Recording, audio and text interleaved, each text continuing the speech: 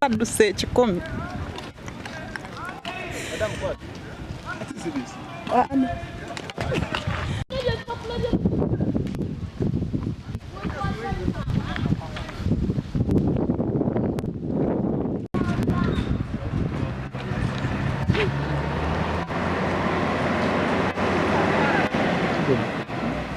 Kwatiramu.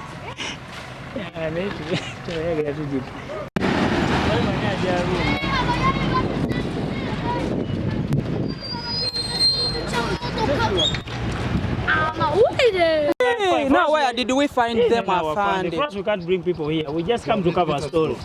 Okay? You say something.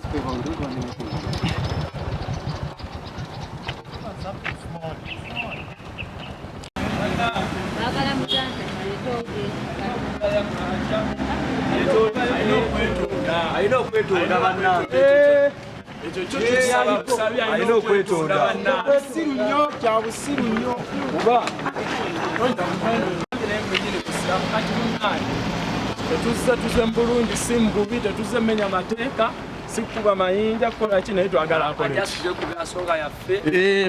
Bismillahirrahmanirrahim. Tuze olwaleero mu peaceful demonstration tulumba mukulu Muzaata. Omuntu gwe walumbye ebintu bye wabadde oyogera tobinaako bukakafu osobola okuvaayo n'oleeta obukakafu bwo nti Kenzo nga wayogedde ali ebisiyaga okuteeka pini mu matu tekitegeeza nti abamuli wa bisiyaga. This is fashion. Tulina abantu abatu inspiringa of which naye namu inspiringa nafa tu inspiringa. Kenzo abezawo abantu bangi bane Uganda wakola ekivulu bantu bangi abajja ne bafunamu ekyo ekivulu. So Sheikh Muzaata tukusaba n'ekiwayi kye ekyekibuli muveeyo mwetondere eri obusiraamu ekintu kyobaddeko si kituufu omukyala gwe wagendako twamala dde omuwa wanika Kenzo yatugambye mukazi yali amukuba nika ebeera official wedding embusiraamu singa abadde traditional leader n'avaayo netagamba nti Kenzo teyakola mbaga twandikiriza naye yakola nika mbusiraamu tosobola kukolera mwana wo yenna akiika nga temusoose kukolebwa nika. Muzaata ssabo tusaba oveeyo weetonde nga wateeka Maria kikuninga yetondere mu video n'omufukamiza wansi twagala okolewa ne banno weetonde exactly twagala Kenzo adde ku stage Muzaata bukyangojo ka kino kikome ku Kenzo nakikola ate ku muntu omulala abantu banyiiga abantu bangi katumulagawa tugenda ku muzikiti gye tugenda babagambye gyali afe tetwetaaga kumanya oba taliyo naye ekirungi wabeerayo abakulu abasobola okutunabulira message mutuukako ona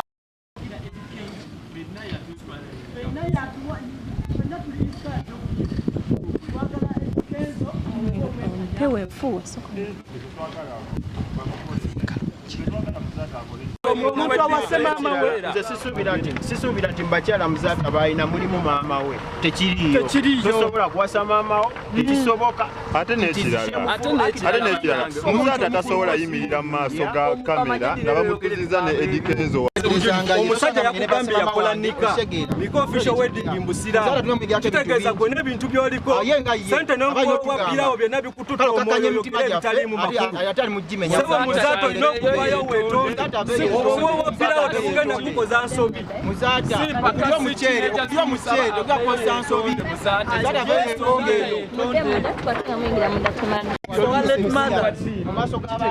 Muzaata kyonna kyonna kyeyakoze ajja akole ki yeetonde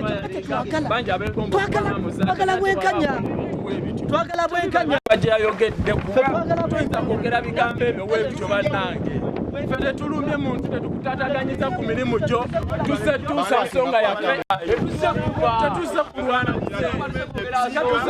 singa tuzze kulwana twagala tuzze n'amayinja tetuzze kulwana oshege yaffe tuzze kwogera mwogezi tetuzze kulwana teri nsonga lwaki ejja wano ni tonategeera nsonga lwaki ndi wano anti tonategeera nsonga bw'oba oleeta ensonga wano ogiwandiika bulungi nejja mu ofiisi yange n'osaba olunaku ne appointment nojja n'osisinkana Supreme Mufti.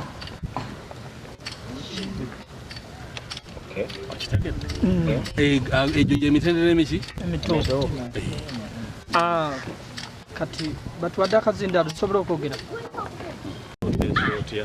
Kyenteesa nga bw'oyogedde ku pointi yo n'ogamba muno omwaka waffe kitambulisa kya kakati it is not bad to consult wenga obusiraamu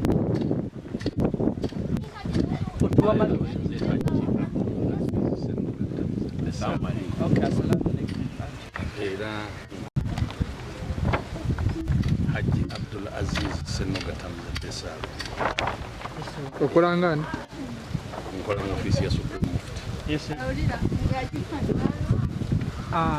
Era bemaze okulira otuweeko ku some tips zetuyinza okukozesa okuyitamu omwaka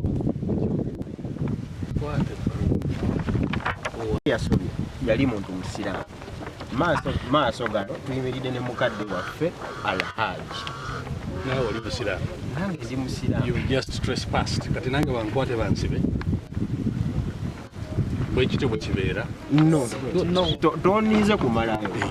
Kakati bwe tuba nga oli musiraamu nga ne mukadde waffe naye bwe tuli naye kusaawa zino naye musiraamu, so kakati nze nga nze on behalf of Eddie Kenzo nze mbadde nsaba kubuuza ekikolwa kye ekyakolwa kituufu era tugenda n'ekyo kituufu omusiraamu kyali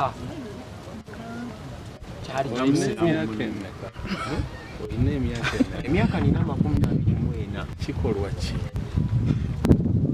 era why do you assume nti kyoyogerako kimanyi? Kwata ekkalaamu owandiika okwemulugunyako n'ekyo kyoyogerako ojja kufuna komenti yange kyo kisegeza munde unakusatwa komenti.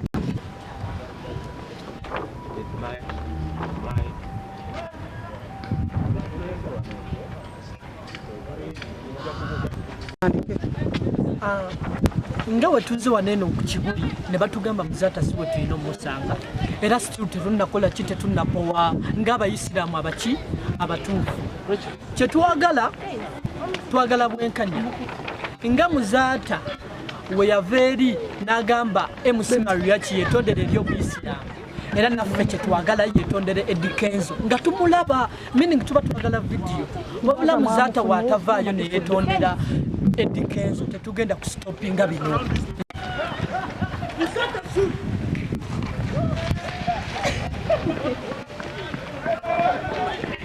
Adduse ekikumi.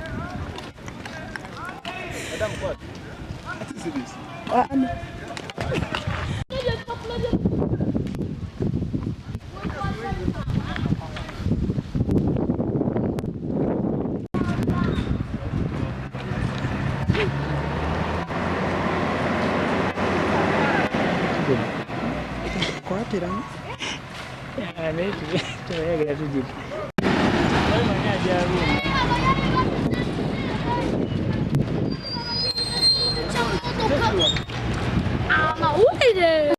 Now where did we find them? First, we can't bring people here. We just come to cover a story. You say something.